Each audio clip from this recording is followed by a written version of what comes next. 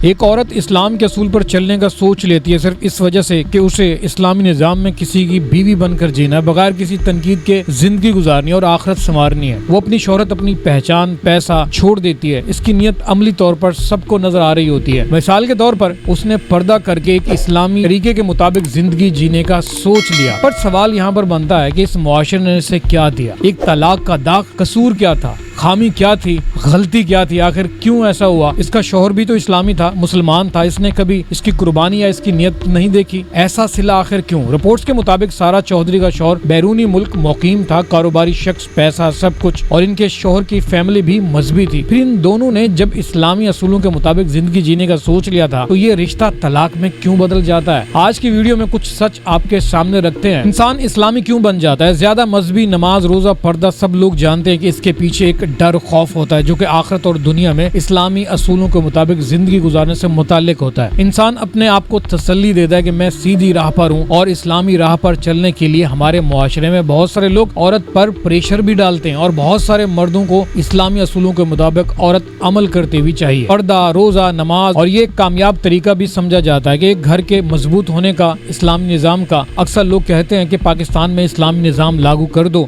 سب ٹھیک ہو جائے گا۔ پر سارا چودھری کی سٹوری میں سب الٹا ہوا۔ سارا نے اسلامی طرز سے زندگی جینا شروع کی، شادی کی، پر شوہر نے بھی طلاق کا تمغہ پہنا دیا۔ دو میاں بیوی اگر اسلامی قانون کے مطابق زندگی جیتے ہیں، کیا یہ پڑھے لکھے نہیں تھے؟ ایک گناہ کا پتہ نہیں تھا جس پر اللہ نے لعنت فرمائی ہے؟ وہ گناہ ہے طلاق۔ یعنی کہ پھر بھی اس بات کو نہ سمجھ سکے یہ لوگ۔ جیسے ہی سارا چودھری کو طلاق ملتی ہے، پھر بھی وہ اپنے دل کو یہ تسلی دیتی ہیں کہ اللہ نے یہاں تک ہمارا رشتہ لکھا تھا، یہ آزمائش تھی۔ یہ آزمائش آخر کیوں؟ سارا چودھری پہلے بھی تو یہ آزمائش دے چکی ہیں، اپنی شہرت، پیسہ، سب کچھ داؤ پر لگا چکی ہیں۔ سارا چودھری نے ایک پوڈ کاسٹ میں یہ بھی کہا تھا کہ سارا چودھری کے مطابق انہوں نے کہا کہ کم عمری میں ان کی خالہ کا انتقال ہو جاتا ہے۔ انہوں نے سوچا کہ دنیا کی زندگی جو عارضی ہے، بس دین کی طرف راغب ہو جائے، اور اب ان کا یہ کہنا ہے کہ وہ مطمئن ہے، ان کا کوئی بھی گلہ شکوہ نہیں ہے، نہ اپنے شوہر سے نہ کسی اور سے۔ سوال ابھی بھی حل نہیں ہوا، آخر سارا چودھری میں ایسی کیا کمی تھی جو وجہ طلاق بنی؟ کیا سارا چودھری لالچ میں آ گئی تھی کہ ایک امیر بندے سے شادی کر لو، زندگی سنور جائے گی، وہ بھی بیرون ملک میں کاروباری شخص؟ کہیں ایسا تو نہیں کہ اس رشتے کا مطلب بھی صرف پیسے سے جڑا ہوا تھا؟ اکثر ایسا ہی ہوتا ہے کہ جب کوئی چہرہ مشہور ہو، سے متاثر ہو کر پیسے والے کاروباری لوگ ٹی وی ڈرامہ یا فلم ایکٹر سے شادی کر لیتے ہیں، اور اس کی جیتی جاگتی مثال انڈین فلم انڈسٹری میں بھی ہے۔ بہت ساری خوبصورت ہیروئنیں جو ہے پیسے والے لوگوں سے شادی کر لیتی ہیں، حالانکہ جوڑی جچتی نہیں ہے۔ ان کے چاہنے والے روتے رہتے ہیں کہ ہماری ہیروئن نے، ہمارے پسندیدہ سٹار نے یہ کیا کر دیا؟ پھر بھی اس طرح کی ہیروئنز جو ہے جا کے پیسے والوں سے شادی کر لیتی ہیں۔ سوشل میڈیا پر اس کے اوپر بہت سارے سوالات بھی اٹھائے جاتے ہیں۔ اب سوال کے جواب کی بات کرتے ہیں کہ سارا چودھری سے ایسی کون سی غلطی ہوئی جس کی وجہ طلاق بنی؟ پہلی بات تو یہ کہ سارا چودھری کیا ڈرامہ انڈسٹری سے گھبرا گئی تھی؟ کیا زیادہ دیر تک وہ چل نہیں سکوں گی، اس طرح کے خیال تھے؟ یا پھر